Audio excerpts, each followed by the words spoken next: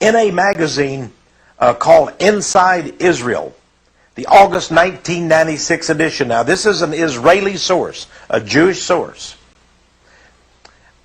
It gave this fact, and by the way, this was also reported in Mahariv, the daily newspaper in Tel Aviv, and by other Jewish sources in the nation of Israel.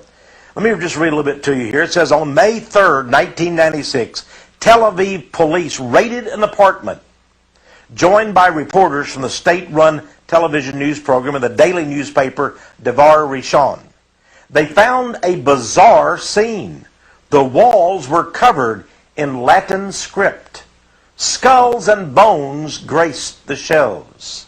Swords were crossed and mounted around an altar. 5 doors led to secret passageways with red blinking intruder warning lights.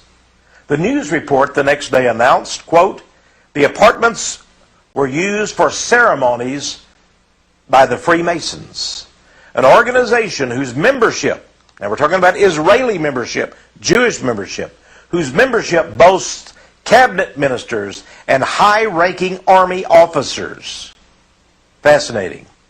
Goes on to say that in spring of 1994, 2 other Israeli publications, Yediat Aronot and the Shishi, published long articles about Freemasonry in Israeli society. Both newspaper reports agreed that Prime Minister, that is the late Prime Minister, Yitzhak Rabin, had been a Mason since the 1960s, and that in 1976, Rabin presided over a large Masonic convention in Jerusalem.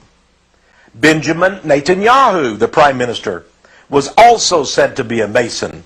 He was recruited when he was Israel's ambassador to the United Nations in New York City in the 1980s.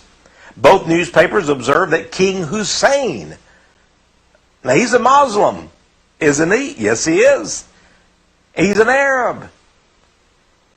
But King Hussein of Jordan had been a high-ranking and proud Mason who often traveled to London, England, to participate in secret Masonic ceremonies. Quite fascinating, isn't it? And he goes on to talk about the Masons. Here's a book sent to me by Barry Kamish called Traitors and Carpetbaggers in the Promised Land, a journal of Israel's betrayal.